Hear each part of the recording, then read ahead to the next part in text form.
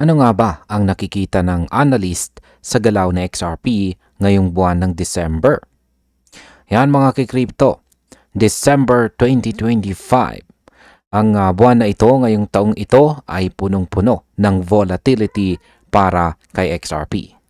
Kita mo agad ang bilis ng pag-ugoy ng presyo, tapos sunod-sunod na bearish headlines na parang gustong takutin ang market.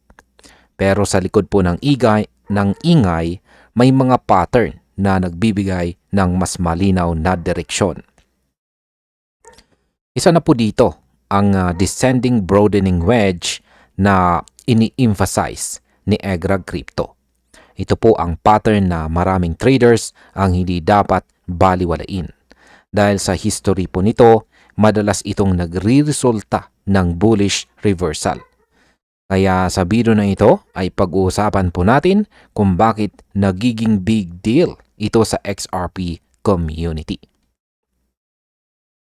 At ayan, ang ating sunod na katanungan ay ano nga ba ang descending broadening wedge at bakit po siya bullish?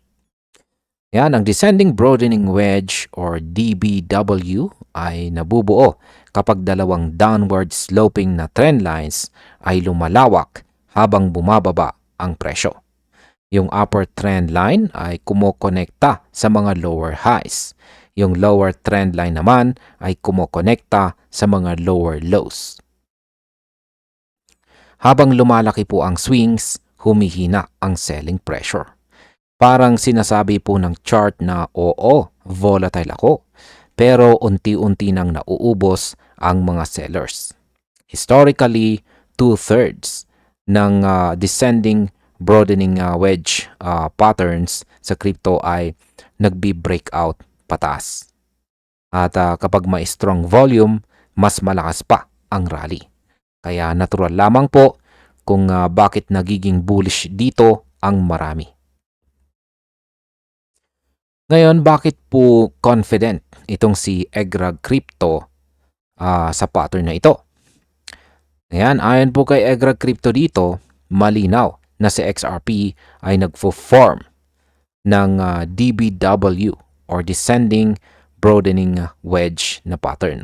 Malapit po sa current price range.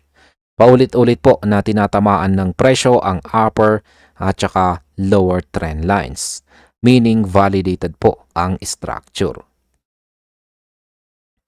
Kapag ganyan, ibig sabihin ang mga sellers ay unti-unting nanghihina, habang ang mga buyers naman ay nag-a-absorb ng supply. Ang kanyang forecast, kapag nag-breakout po sa XRP, posibleng tumaas ng 43% hanggang 57%. Malaki po ito, lalo na po kung supported ng volume spikes. At syempre, consistent po ito sa kasaysayan ng XRP na madalas mag-rally pagkatapos po ng structured accumulation. Ngayon, noise lang ba o totoong threat ang December volatility? Ayan. Ang buwan po ng December ay madaming rumors na si XRP ay babagsak pa raw. Isama pa natin yung mga news-driven dips na bigla-bigla. Pero sabi po ni Egrag, hindi ito mukhang capitulation. Mas mukha itong accumulation. Kapag may DBW pattern or descending broadening wedge pattern at sabay nitong mataas ang kasabay po nito ay may mataas na fear sa market, madalas may quiet buyers na nagpuposition ng maaga. At ito po ang nangyayari ngayon. Ang pattern ay kilala po sa pagiging calm before the breakout moments. Kaya kahit may noise, hindi dapat ma-distract ang mga traders sa real structure ng chart. Ngayon ay ano naman ang kailangan para ma-confirm dito ang breakout? Simple lamang po mga crypto, pero critical. Kailangan pong magsara ni XRP sa ibabaw ng upper trend line habang tumataas ang volume. Kung wala pong volume confirmation, pwedeng maging fake breakout ito. At usually after a fake breakout, malakas po ang sell-off. Kaya dapat pong bantayan ng mga traders ang candle closes at ang liquidity flow. Hindi po pwedeng hype lang ang basihan. Bukod dito, ang macro events tulad po ng regulatory news, ETF flows at saka market sentiment ay pwede pong makaapekto sa takbo ng presyo. Kaya kahit bullish po ang pattern, dapat updated ka sa mga fundamentals. Ngayon ay pwede nga ba talagang mag-fail ang pattern na ito? Kahit bullish po ang pattern dito, historically, 1/3 ng patterns na ganito ay bumabagsak pa rin. Kaya wag pong puro excitement. Kailangan po ng risk management. Ang ideal approach ay stop loss po sa ilalim ng lower trend line. Tapos re-entry confirmation lamang kapag may breakout plus volume. Kung magpapatuloy po ang bullish scenario, yung 43% to 57% target ay tugma sa projected height ng pattern. At dito po papasok pati institutional demand dahil kapag nag-breakout, sila ang unang pumapasok sa structured technical setups gaya nito.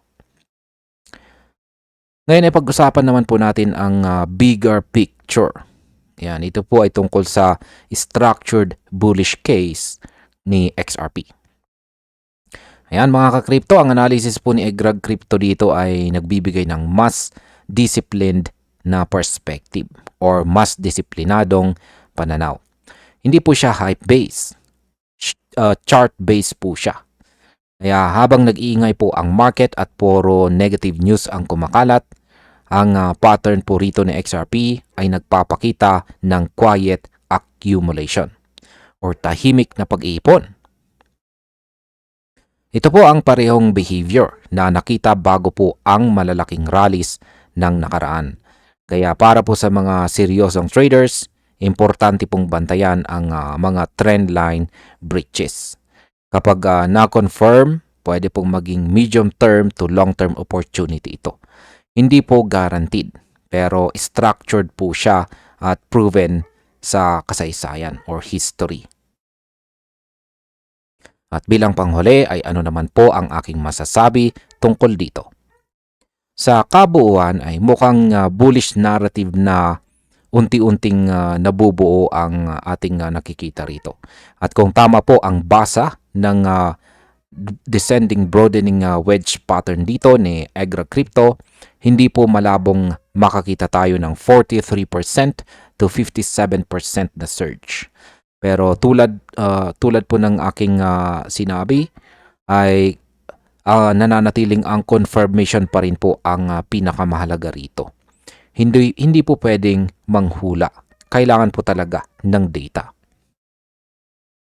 Pero sa ngayon, habang tahimik po ang market, may mga traders na nagsisimula ng mag-position at mag-abang ng breakout.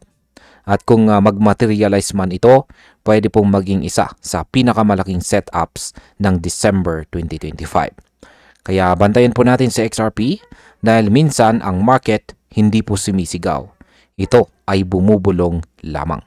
At ayun, hanggang dito na lamang po tayo sa video na ito mga ka-crypto. Maraming salamat sa panonood.